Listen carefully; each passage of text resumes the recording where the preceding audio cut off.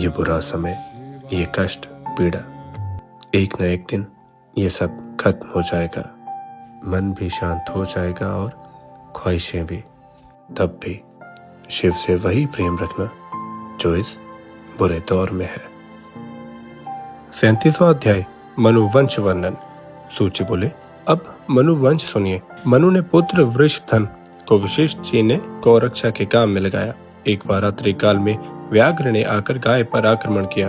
गाय बहुत ही टकरा उठी। उसके शब्द सुनकर हाथ में तलवार लिए वृषधन ने उस अंधेरी रात में अपने जाने सिंह पर वार किया, किंतु देव योग से वह वार गाय पर हुआ। सिंह तो भाग गया, गाय कट गई। जब प्रातः गाय को मरा हुआ देखा तो अत्यंत दुखी होकर वह वृतांत जाकर गुरु जी को सुनाया। सुनते ही गुरु ने शाप दे दिया कि तू शूद्र हो जा। उसके बाद वृषधन विरक्त होकर वन में पहुंचा।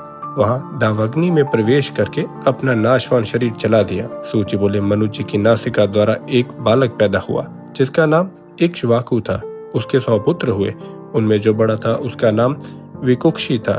वह अयोध्या का राजा हुआ।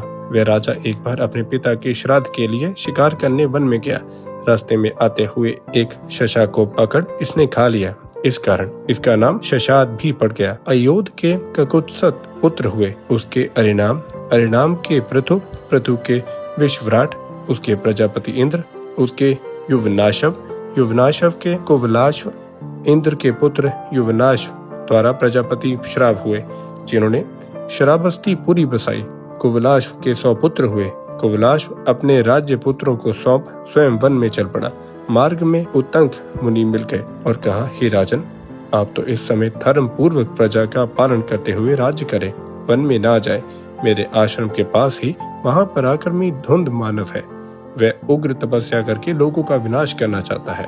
आप ही जाकर उस दैत्य को मारें। उसके मारे जाने पर लोगों का कल्याण होगा। सूची बोले, यह सुनकर उस राजा ने अपने पुत्र कुवलाश्व को अर्पण करते हुए कहा कि हे महात्मन, मैं तो शस्त्र त्याग चुका हूँ। यह मेरा पुत्र आपको अर्पण है। उस दैत्य धुंध को यह अवश्य मार देगा। इतना कहकर राजा वन में चला गया। भगवान विष्णु कुवलाश्व में तेज द्वारा प्रविष्ट हुए। यही कुवलाश्व बहुत से पुरुषों को साथ लेकर धुंध को मारने के लिए उत्तंक मुनि के साथ वन में पहुंचा।